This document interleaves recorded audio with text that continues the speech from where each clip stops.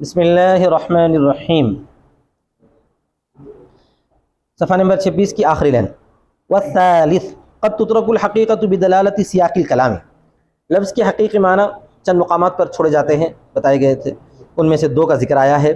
اب یہ تیسرا، حقیقی معنی چھوڑ دی جاتے ہیں سیاق کلام کے دلالت کی وجہ سے. سیاق کلام کا مطلب یہ کہ آپ کوئی بات بول چکے ہیں، اس کے ساتھ ہی میں کچھ اور آگے جملہ لگایا جا رہا ہے، اس سے یہ سمجھا جاتا ہے کہ آپ جو ہے پہلے جو لفظ بولے ہیں اس کے وہ معنی نہیں ہے جو معنی لوگ سمجھ رہے ہیں.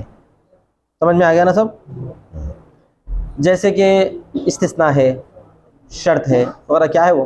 سیاق کلام سے تھا. عربی کے اندر ہے ایسا، اردو میں تو استعمال نہیں ہوتا کہ انت طالق ان دخلت الدار. انت طالق سے کیا ہو جانا چاہیے تھا؟ طلاق پڑ جانا چاہیے تھا، لیکن ان دخلت الدار بولتے جو ہے اس کے معنی ختم ہو گئے. تو ایسے ہی سمجھو، یہ وہ نہیں ہے، لیکن ایسے ہی کبھی کبھار جو ہے لفظ کے حقیقی معنی کو چھوڑ دیا جاتا ہے بعد والے جملے کی وجہ سے. اب ظاہر سی بات ہے، سیاق کلام کا مطلب یہ ہوگا کہ کلام متصل ہونا چاہیے. کلام کیا ہونا چاہیے؟ متصل ہونا چاہیے. الگ سے بولے تو جو ہے پہلے تو ایک معنی ہو جاتے، اس کا حکم ثابت ہو جاتا، بعد میں پھر جو ہے آپ شرط وغیرہ لگا رہے ہیں، بعد میں کوئی اور اس کا مفہوم بیان کر رہے ہیں، تو یہ بات سمجھ میں نہیں آنے والی ہوتی. ٹھیک ہے. تو تیسرا یہ ہے کہ حقیقی معنی کو چھوڑ دیا جاتا ہے سیاق کلام کی دلالت کی وجہ سے. قال فی السیر الکبیر، سیر کبیر میں ہے، اذا قال المسلم للحربی، مسلمان نے جب کہا حربی سے انزل کان آمنا، اترو اترو، تو وہ امن والا ہو جائے گا. مطلب یہ ہے کہ جو ہے اگر کوئی مجاہدین جو ہے میدان جنگ میں پہنچے ہوئے ہیں، وہاں پر جو ہے ڈیرہ ڈالا ہوا ہے، اور کیا کہتے ہیں اس کیا کہتے ہیں قلعے کو یا اس شہر کو محاصرہ کیے ہوئے ہیں، وہاں پر قلعے سے اوپر لوگ جو ہے کوئی درخواست کر رہے ہیں کہ ہمارے کو اجازت دے دو، ہم آ جاتے. تو کسی ایک کو اگر ایک مجاہد بولا کہ انزل، اتر جاؤ، اگر انہیں اتر گیا تو وہ امن والا ہو جاتا ہے. اگر وہ اتر گیا تو کیا ہو جاتا ہے بھائی؟ امن والا ہو جاتا ہے. تو انزل کا لفظ میدان جنگ میں امن دینے کے معنی کے لیے بولا جاتا ہے. یہ اس کی معنی ہے، معنی حقیقی ہے. کیا ہے یہ؟ معنی حقیقی. اترو مطلب یہ ہے کہ تم اتر گئے تو کیا ہے؟ تم کو امن ہے، یہ مطلب ہے. ولو قال، اگر جو ہے بولا انزل ان کنت رجلا، اتر اگر تم مرد ہے تو یہاں پر جو ہے انزل سے تو کیا سمجھ میں آ رہے تھے؟ امن ہے. لیکن ان کنت رجلا کی جو شرط لگا دیا ہے آگے، اس سے سمجھ میں آ رہا ہے کہ یہاں پر جو ہے اترنے کے معنی امن دینے کے نہیں ہے، بلکہ دھمکی دینے کے ہے، بلکہ مارنے کے. اتر، دکھاتا ہوں میں تجھے. اس طرح انزل ان کنت رجلا، اتر اگر تو مرد ہے. فنزل، اگر وہ اتر گیا، لا یکون آمنا، تو امن والا نہیں ہوگا. ٹھیک ہے نا بھائی؟ اس سے ایک مثال یہ سمجھ میں آ گئی کہ لفظ کے یہاں پر حقیقی معنی مراد نہیں لیے گئے. ولو قال الحربی الامان الامان، اگر حربی نے جو چیختے ہوئے اپنے ہتھیار اوپر کر کے بولے امان امان، یعنی مجھے امان دے دو، مجھے امان دے دو بولا، تو مسلمان نے کہا فقال المسلم الامان الامان، تو مسلمان بھی کہا امان امان.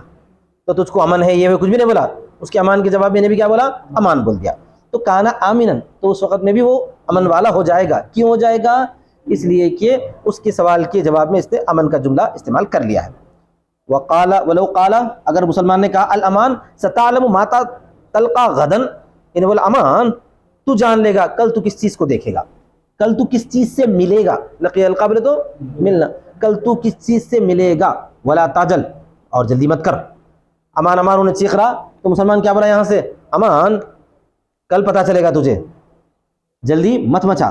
تو مطلب یہ ہے کہ اگر انہیں جو ہے آ گیا تو امن نہیں ملے گا. حتی ترا، یہاں تک کہ تو دیکھے گا، جلدی مت کر یہاں تک کہ تو دیکھے گا. فنزل، وہ اتر گیا. لا یکون آمنا، تو امن والا نہیں ہوگا. ٹھیک ہے؟ اس سے کیا سمجھ میں آیا کہ الامان کے بعد والا جو جملہ ہے اس کو بولتے ہیں سیاق کلام. وہ کلام نے پہلے والے جملے کے معنی کو کیا کر دیا ہے؟ تبدیل کر دیا ہے. ولو قال، اور اگر کہا اشتر لی جاریۃ لتخدمنی، خریدو میرے لیے ایک باندھی تاکہ جو ہے وہ میری خدمت کرے. کوئی کس کو بولا کہ میرے لیے ایک باندھی خریدو تاکہ وہ میری خدمت کرے، تو یہ وکیل بنانا ہے. کسی کو جو ہے کسی چیز کی خریدی کا حکم دیے، بیچنے کا حکم دیے، تو کیا بولتے ہیں اس کو؟ وکیل بنانا. اب انہیں وکیل بنا دیا تو وکیل کا جو عمل ہے وہ موکل کا شمار ہوتا ہے. سمجھ میں آ گیا؟ لیکن انہیں بولا کیا تھا جملہ دیکھو، میرے لیے ایک باندھی خریدو تاکہ میری خدمت کرے، لتخدمنی، تاکہ وہ خدمت کرے میری. اب انہیں جا کے کیا خریدا؟ للی کو خرید کے لایا، لنگڑی کو خرید کے لایا، اندھی کو خرید کے لایا. تو یہ خریداری جو ہے موکل کی طرف سے شمار نہیں ہوگی. کیوں؟ اس لیے کہ اس نے صرف باندھی خریدو نہیں بولا تھا، لتخدمنی بولا تھا آگے. کیا بولا تھا؟ خدمت کرے، خدمت کے جو لائق نہیں ہے وہ اس کے کام کی نہیں، یہ مطلب۔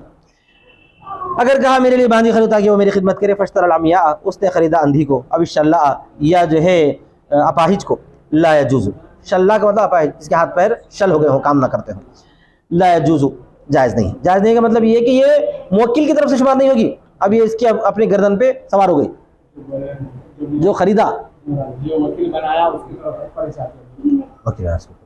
موکل کے اوپر نہیں، وکیل کے اوپر، ایسا بولو۔ ہاں، وکیل جو بنایا اس کو بول جائے گا، جو وکیل بنا، وکیل کے اوپر تو نہیں ہوتا۔ ارے وکیل، موکل جو ہے خریدنے کا حکم دینے والا ہوتا ہے، وکیل جو جا کے خریدنے والا ہوتا ہے۔ الٹا بول رہے تم، سمجھے صحیح مگر بول رہے میں غلطی کر رہے، ٹھیک ہے۔ وکیل کا مطلب جو جا کے خرید کے آیا، اس کے اوپر آ گیا۔ موکل کا مطلب جس نے وکیل بنایا۔ تو لا يجوز کا مطلب یہ ہے کہ بیع ہو گئی، مگر وہ بیع کس کی طرف سے ہوئی؟ وکیل کی اپنی طرف سے ہو گئی، حکم دینے والے کی طرف سے نہیں ہوئی۔ اچھا، ولو قال اشتر لی جاریۃ حتی اطأها، اور اگر کوئی حکم دیا کہ میرے لیے ایک باندھی خریدو یہاں تک کہ میں اسے وتی کروں، یہاں تک کہ میں اسے وتی کروں، تو انہیں جا کے خرید کے لایا، فاشترى اختہ من الرضائی، تو اس نے خریدا اس کی رضائی بہن کو، رضائی بہن کو خریدا تو وہ اس کی طرف سے نہیں ہوگی، کیوں نہیں ہوگی؟ رضائی بہن سے وتی نہیں کر سکتا نا۔ اچھا، رضائی بہن کا انہیں مالک تو بن سکتا ہے کیونکہ انہیں ذو رحم محرم نہیں ہے رضائی بہن، لیکن صرف محرم ہے، مطلب اس سے نکاح حرام ہے، اس سے سمجھا، ذو رحم نہیں ہے۔ لیکن اب یہاں پر یہ خریدی جو ہے موکل کی طرف سے شمار اس لیے نہیں ہوگی کہ رضائی بہن کو دیکھ کے وتی نہیں کر سکتا۔ انہیں بولا کیا تھا؟ میرے لیے ایسی باندھی خریدو جس سے میں وتی کر سکوں، رضائی بہن سے تو کر نہیں سکتا نا، کیونکہ حقیقی بہن سے جس طرح وتی حرام ہے، رضائی بہن سے بھی وتی ویسے ہی حرام ہے، ٹھیک ہے۔ تو یہ بھی جو ہے لا یکون عن الموکل، یہ موکل کی طرف سے نہیں ہوگی، موکل مانے حکم دینے والے کی طرف سے۔ وعلی ھذا قلنا، اسی بنا پر ہم نے کہا، کیا کہا؟ فی قول علیہ السلام، نبی صلی اللہ علیہ وسلم کے قول کے بارے میں، اذا وقع الذباب فی طعام احدکم، جب کہ مکھی پڑ جائے تم میں سے کسی کے کھانے میں، فامقلوہ ثم انقلوہ، تو اس کو ڈبو دو پھر اس کو کیا کرو؟ پھینک دو نکال کے۔ فإن فی احدى جناحیہ داء وفی الاخرى دواء، اس لیے کہ ان دونوں میں سے ایک، اس کے دو بازوں میں سے ایک میں بیماری ہوتی ہے اور دوسری میں جو ہے دوا ہوتی ہے، شفا ہوتی ہے۔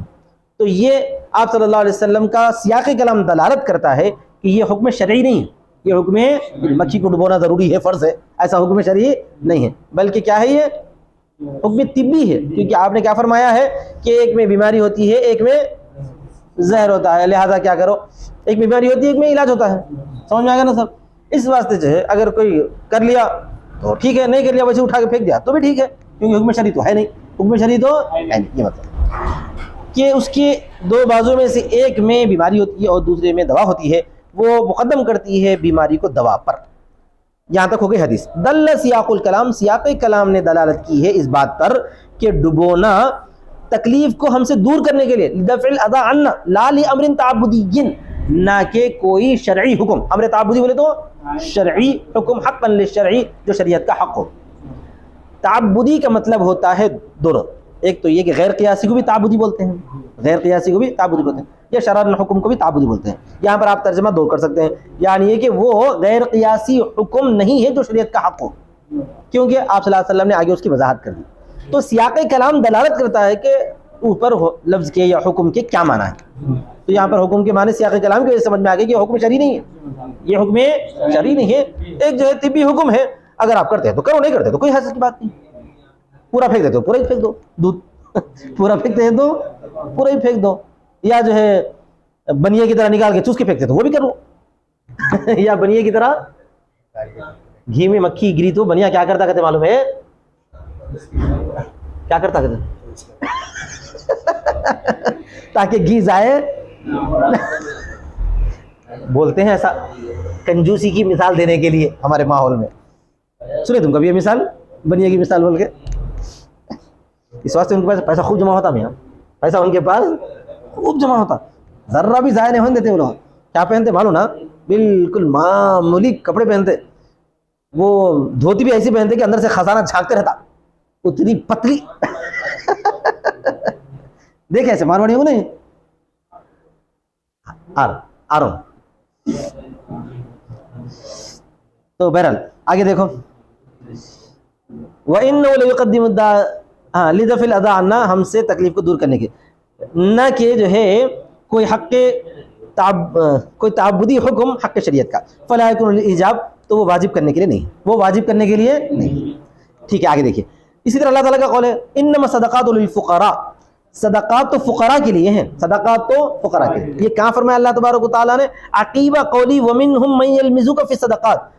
اللہ تعالیٰ نے اپنے اس قول کے بعد کہ ان میں سے بعض وہ لوگ ہوتے ہیں جو صدقات میں تم کو تانا دیتے ہیں، جو صدقات میں تانا دیتے ہیں. یدل علی ان ذکر الاصناف لقطع تمعهم من الصدقات، یہ دلالت کرتا ہے اس بات پر کہ اصناف کا ذکر، قسموں کا ذکر. قرآن مجید میں صدقات کی 8 مصارف بیان کیے گئے. انما صدقات للفقراء والمساکین والعاملین علیہا والمؤلفۃ قلوبهم وفی الرقاب والغارمین وفی سبیل اللہ. آخر میں راستے کا بیٹا. کون ہے راستے کا بیٹا؟ مسافر ہے دیوانے، کون سے بھی راستے میں ہو. سبیل اللہ میں اللہ کا راستہ ہو گیا، ابن سبیل میں مسافر. راستے کا بیٹا کیوں بولتے ہیں اس کو؟ اس لیے گھر نہیں دار نے وہاں پہ، اب انہیں بیٹا رہ گیا کس کا؟ راستے میں چل رہا راستے کا. سمجھ میں آ گیا نا سب؟ عربی میں ایک محاورہ ہے، عربی میں. تو بہرحال تو یہاں پر جو 8 قسمیں بیان کی گئی، اس کا یہ مطلب نہیں ہے کہ 8 کو دینا ضروری ہے. اب مثال کے طور پر یہ بیچارے جو ہے کبھی درس میں تو آتے نہیں، کبھی کبھار آ جاتے ہیں، تو جو کچھ بھی کوتاہی ہو گئی اس کے بارے میں صدقہ دیں گے بلکہ 8 روپے نکال کے دینا چاہ رہے ہیں، تو ہر ایک کو 1-1 روپیہ دینا ہے، ہر ایک کو 1-1 روپیہ دینا ہے. ایسا نہیں ہے. یہ اصل میں جو ہے صدقات تو بس ان لوگوں کے لیے ہیں، بلکہ جو 8 قسمیں بیان کی گئی ہیں یہ اللہ تعالیٰ نے اپنے قول وَمِنْهُمْ مَن يَلْمِزُكَ فِي الصَّدَقَاتِ کے بعد لایا ہے. بعض منافقین کیا کرتے تھے؟ نبی صلی اللہ علیہ وسلم کی شان اقدس میں تانا دے رہے تھے کہ بھئی یہ صدقات جو اپنے لوگوں کو دے لے رہے ہیں، یا ایسے ایسے کو دے رہے ہیں، ہم تک صدقات نہیں پہنچ رہے ہیں. اس طرح پر تانا دیتے تھے، اس طرح پر تانا دیتے تھے. تو اس کے جواب میں یہ فرمایا گیا ہے کہ بعض لوگ آپ کو جو ہے صدقات کے بارے میں تانا دیتے ہیں. صدقات یقیناً ان کو ملنے والے نہیں ہیں، جو صدقات کے مستحق ہیں ان کو ملنے والے ہیں. صدقات کے مستحق تو بس 8 لوگ ہیں، ان میں سے کسی کو بھی دے سکتے ہیں. ان میں سے ان 8 قسموں کو بیان کرنے کا مقصد یہ نہیں کہ 8 میں سے ہر ایک کو دینا ہے، بلکہ 8 قسموں کے بیان کرنے کا مقصد یہ ہے کہ یہ 8 میں سے کسی کو بھی دے سکتے ہیں. سمجھ میں آ گیا نا؟ یہ کہاں پر آیا ہے؟ وَمِنْهُمْ مَن يَلْمِزُكَ فِي الصَّدَقَاتِ کے فوراً بعد یہ آنے سے اس بات کی طرف اشارہ ہوا ہے کہ سیاق کلام نے یہاں پر یہ مفہوم بیان کیا ہے کہ یہ صدقات ہر ایک کو پہنچنا کوئی ضروری نہیں ہے، کسی کو بھی دیا جا سکتا ہے، کیونکہ ان کی جو حرص ہے صدقات کے بارے میں تانے کی، اس حرص کو دور کر کے مستحقین کو بیان کیا گیا ہے. بولیے. اور یہ آیت مبارکہ اللہ تعالیٰ کے قول وَمِنْهُمْ مَن يَلْمِزُكَ فِي الصَّدَقَاتِ کے بعد لائی گئی. عقیبہ مانے بعد، عقیقہ بولے تو بعد. اللہ تعالیٰ کے قول اور ان میں سے بعض وہ لوگ ہیں جو آپ کو تانا دیتے ہیں صدقات کے بارے میں. دلالت ہے اس بات کی طرف، یہاں سے مصنف اپنی بات بتا رہا ہے، دلالت کرتی ہے اس بات کی طرف کہ اصناف کا ذکر، اصناف کا یعنی قسموں کا، کتنے مستحقین صدقات، اصناف کا ذکر ان کی حرص کو کاٹنے کے لیے، لقطع تمعهم، کاٹنے کے لیے ہے صدقات کے بارے میں، مصارف کے بیان کے ذریعے، بیان المصارف لہا، اس کے مصارف کے بیان کے ذریعے، مصارف صدقات کے بیان کے ذریعے. مصارف صدقات بولتے مستحقین صدقات. فلا يتوقف الخروج عن العہدۃ، خروج عن العہدہ کا مطلب ہوتا ہے ذمہ داری سے نکلنا. خروج عن العہدہ کا مطلب کیا ہوتا ہے؟ نماز کی ذمہ داری سے اب کب باہر نکلتے ہیں؟ ادا کرنے کے بعد. صدقات کی ذمہ داری سے کب باہر نکلتے ہیں؟ صدقہ ادا کرنے کے بعد. تو خروج عن العہدہ موقوف نہیں ہے تمام کی طرف ادا کرنے پر. بولو، خدا موقوف نہیں ہے تمام ادا کرنے پر. یعنی آپ ذمہ داری سے اس وقت باہر نہیں نکلتے جبکہ پوروں کو ادا کیا جائے، کسی ایک کو ادا کرے تو بھی ذمہ داری سے باہر نکل جاتے ہیں، یہ مطلب ہے. یعنی ذمہ داری پورا ہونے کے لیے تمام کو ادا کرنا ضروری نہیں ہے. کون بتائے؟ سیاق کلام نے بتایا. اس طرح سیاق کلام نے بتایا ہے کہ اللہ تعالیٰ نے وَمِنْهُمْ مَن يَلْمِزُكَ فِي الصَّدَقَاتِ کے بعد اس کو لایا ہے کہ تم لوگ نہیں ہیں مستحق، مستحق تو بس یہ لوگ ہیں، مستحق تو بس یہ لوگ. اس کا یہ مطلب نہیں کہ ہر ایک ہے، بلکہ ہر ایک میں سے کوئی بھی ہے، کسی کو بھی دے دو آپ ذمہ داری پوری ہو جائے گی. وآخر دعوانا الحمدللہ رب العالمین. جی بولو.